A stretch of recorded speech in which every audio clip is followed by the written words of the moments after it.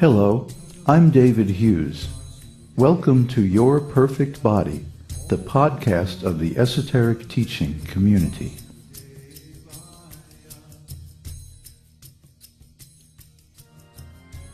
Today's selection is an essay entitled "The Tyranny of the Majority."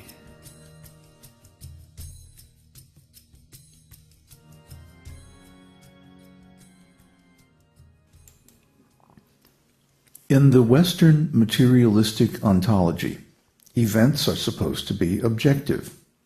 That is, all observers present witness the same thing. If only one person witnesses an event or phenomenon, this is considered subjective. Subjective events are ridiculed as imagination, dreams, or even hallucinations if they cannot be confirmed by another observer. But what if an event occurs that is subjective by nature?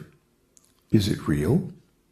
For example, I can observe that I am conscious, but you cannot observe that I am conscious except indirectly.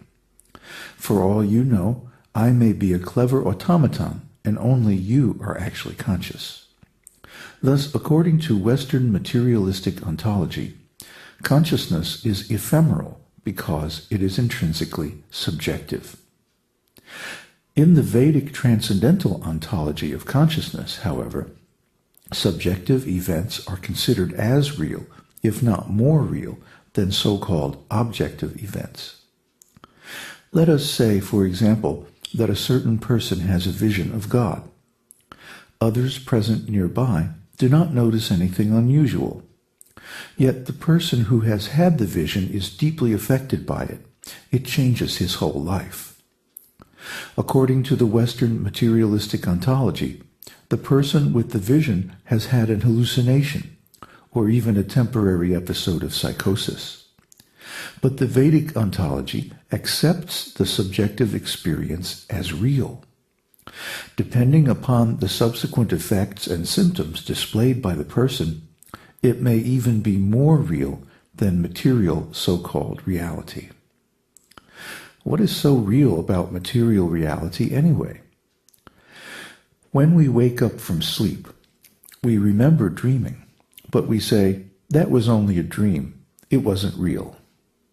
It seemed real while we were dreaming, so why do we say it isn't real after we awake? Because the dream is temporary.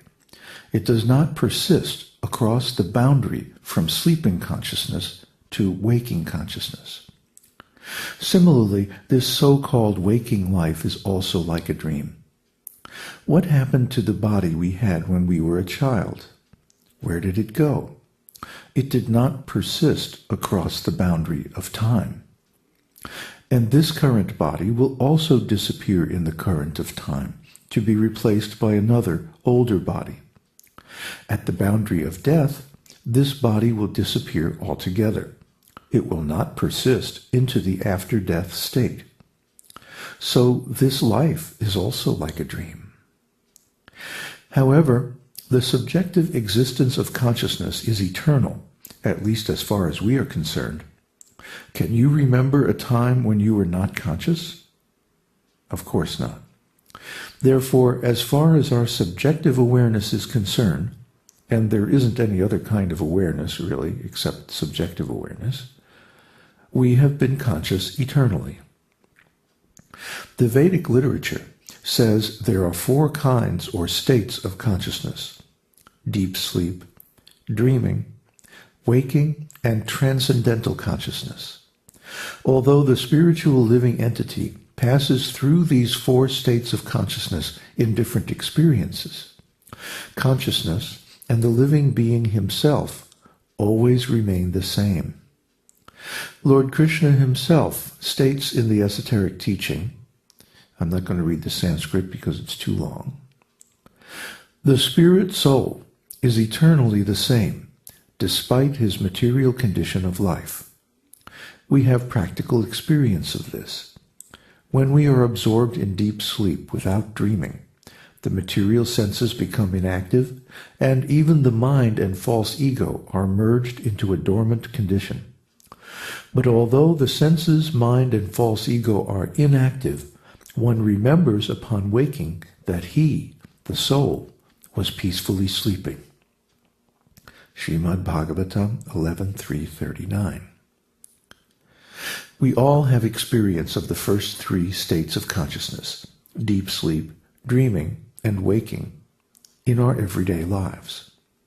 Yet there is a fourth, transcendental state of consciousness, in which one sees both oneself and the Lord in spiritual reality through the senses of one's spiritual body.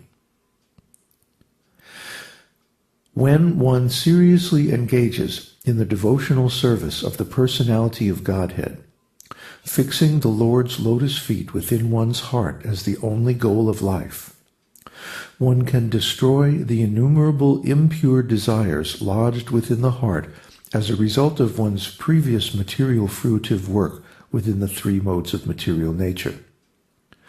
When the heart is thus purified, one can directly perceive both the Supreme Lord and one's self as transcendental entities. Thus, one becomes perfect in spiritual understanding through direct experience, just as one can directly experience the sunshine through normal, healthy vision. Srimad Bhagavatam 11.340. Once we experience our pure spiritual consciousness, uncontaminated by material conditioning, then we can easily perceive the impure covering influence of material consciousness. Then we can easily perceive the different degrees of covering as deep sleep, dreaming, and so-called waking consciousness. Now here's another quote. While awake, the living entity enjoys with all of his senses the fleeting characteristics of the material body and mind. While dreaming, he enjoys similar experiences within the mind.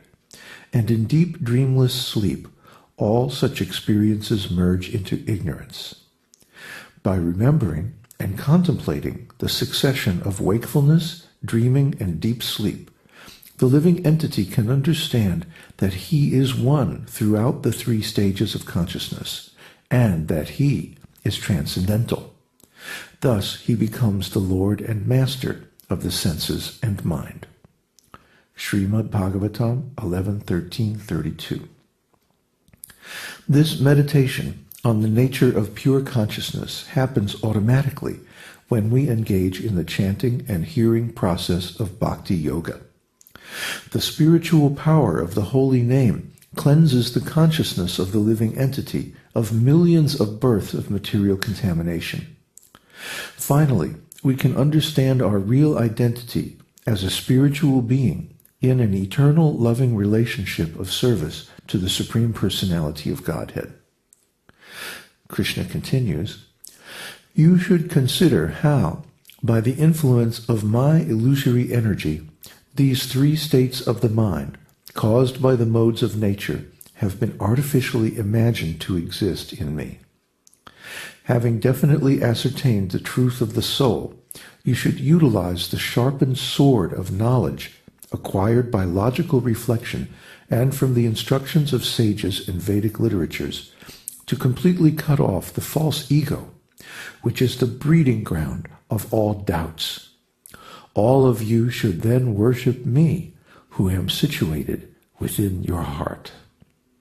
Srimad Bhagavatam 11.13.33. All these phenomena, the four states of consciousness, the meditations and considerations of the living entity, the knowledge gained from transcendental experience of the soul and supersoul, the logical reflection on these experiences, and the final conclusion that leads to complete self-realization, are all completely subjective. Does that mean that they are unreal? The Western ontology would say so. The actual results of worship, yoga practice, and self-realization are all subjective because they are states of consciousness. The Western insistence on objective, verifiable observations refuses to accept the subtle consequences of exercises of consciousness, does that make them any less real to one who experiences them? Of course not.